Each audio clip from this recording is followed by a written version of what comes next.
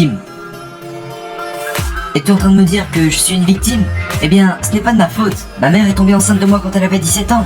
Ce n'est pas de ma faute. Mon père n'était pas là. Ce n'est pas de ma faute s'ils n'ont pas pu s'entendre. Il a dit, tu as grandi depuis. Tu n'as plus 10 ans maintenant. C'est toi qui prends les décisions. T'es là à pleurer quelque chose qui t'est arrivé quand tu étais enfant.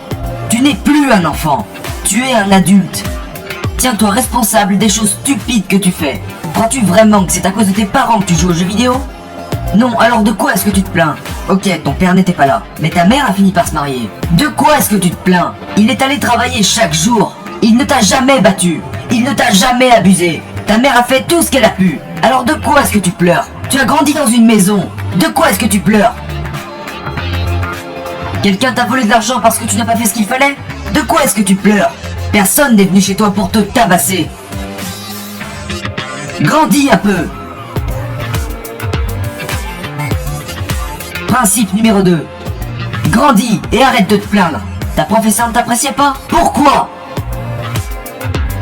Pourquoi elle ne t'aimait pas? Eh bien peut-être que tu parlais trop. Peut-être que tu étais irrespectueux. Pourquoi tu répètes qu'elle ne t'aimait pas? Va te regarder dans un miroir et prends tes responsabilités. Pourquoi est-ce qu'elle ne t'aimait pas exactement?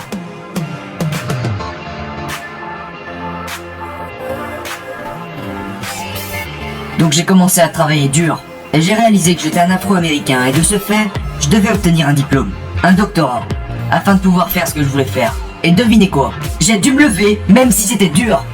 J'ai dû prendre possession de ma vie, prendre possession de mon temps, prendre possession de mes journées. Vous avez un téléphone, mais vous n'apprenez pas une nouvelle langue. Vous avez un téléphone et vous ne savez pas faire de calcul. Vous avez un téléphone, un smartphone, vous pouvez aller sur internet, mais tout ce que vous faites est en lien avec les réseaux sociaux. Pendant que Mark Zuckerberg empoche des milliards là-dessus. Il est l'heure. Écoutez-moi, encore une chose et je vous laisse avec ça. Il est grand temps de prendre vos responsabilités. Tu es une mère et tu veux que ton fils lave ses vêtements? Apprends-lui à le faire. Apprends-lui à séparer les couleurs du blanc. Maman, au lieu de laisser ton garçon cuisiner, apprends-lui à cuisiner. Laisse-le prendre ses responsabilités. Envoie-le faire ses courses. Il pourrait dire qu'il ne sait pas cuisiner comme toi, mais donne-lui une date. Donne-lui 2 jours. Prenez vos responsabilités. Montre-lui comment mettre de l'essence dans la voiture. Des responsabilités. C'est ce que j'enseigne à ma fille. Quand nous allons à la station d'essence avec ma fille, ma petite fille sort de la voiture et met de l'essence dans le réservoir. Une fois, quelqu'un m'a demandé « Pourquoi tu demandes à ta fille de mettre l'essence ?» J'ai dit « Parce que je dois être un enseignant. Un jour, je pourrais mourir à bord de la voiture. Et elle aura bien besoin de savoir comment on met de l'essence dans une voiture. » Je veux que tu poursuives un rêve. Pourquoi? Parce que l'énergie vient des rêves. Mais tu ne vas pas t'arrêter là, car ce rêve peut nécessairement se transformer en réalité. Et d'un seul coup, boum, c'est toute ta vie qui change. Donc je veux que tu rêves matin, midi et soir. Et je ne suis pas en train de vous raconter des conneries. Ce que je veux dire, c'est que quand tu rêves, tu dois comprendre que c'est un symbole. Tout est là. Quand tu te réveilles, tu suis un style de vie. Et tu dois juste assembler les pièces du puzzle. Alors fais ce qu'il faut pour que ça arrive. En tant qu'étudiant, vous êtes dans la dernière phase du rêve. C'est tout ce que j'essaie de vous dire. Je veux que vous rêviez. Vous êtes des étudiants en première année? Rêvez. Vous êtes en deuxième année? Rêvez. Si vous avez 17, 18 ans, vous pouvez encore un peu. Mais si vous avez plus de 19 ans, vous ne devez plus rêver maintenant. Arrêtez de rêver. Si vous avez plus de 19 ans, les rêves, c'est terminé. C'est terminé.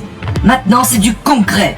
Qu'est-ce que vous faites le lundi? Qu'est-ce que vous faites le mardi? Qu'est-ce que vous faites le mercredi? Vous devez être très spécifique. Il est grand temps d'assembler chaque pièce de votre puzzle. J'ai rassemblé mes pièces. J'ai terminé mon puzzle. Et j'ai bâti cette vie de A à Z. J'ai fait ce qu'il fallait pour que ça se passe. Mon père n'était pas présent pour moi. Ma mère travaillait comme 4. Personne ne m'a aidé à monter jusqu'ici. J'ai dû me lever. J'ai dû aller en classe. J'ai dû lire. J'ai dû étudier. J'ai dû écrire. Et j'ai compris que ce rêve est réel. Mais que le style de vie l'est encore plus. Vous arrêtez pas de voir des gens à la télé. Et vous voulez devenir comme eux. Non! C'est du concret là. Tu as ce qu'il faut? Est-ce que tu seras prêt à continuer même étant malade? Es-tu prêt à ça? Vous êtes prêt pour quoi? Vous êtes prêts pour rêver, pour la belle voiture. Ce que je déteste avec cette nouvelle génération, c'est vos comptes Snapchat et Instagram. Parce que vous pourriez vivre des choses à la place que vous ne vivez pas. Quelle histoire vous aurez à raconter? Oh, une fois j'ai eu 300 likes sur une photo? Vous mentez à propos de qui vous êtes. Genre, vous faites croire que vous avez de l'argent alors qu'en réalité vous n'en avez pas. Vous pouvez simuler tout ça sur Instagram. Mais qu'en est-il de la réalité? Laissez-moi vous suivre chez vous. Laisse-moi voir à quoi ressemble ta maison. Laisse-moi voir ce que tu conduis. Laisse-moi voir ce que tu as vraiment. Vous êtes tous faux. Vous voulez un certain style de vie, mais vous ne voulez pas faire de sacrifices. Vous devez le gagner.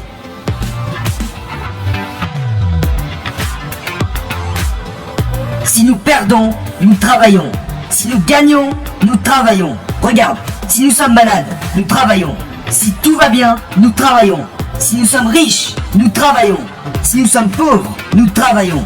Peu importe ta situation, tu dois travailler. Et je te le dis, tu en sortiras plus fort.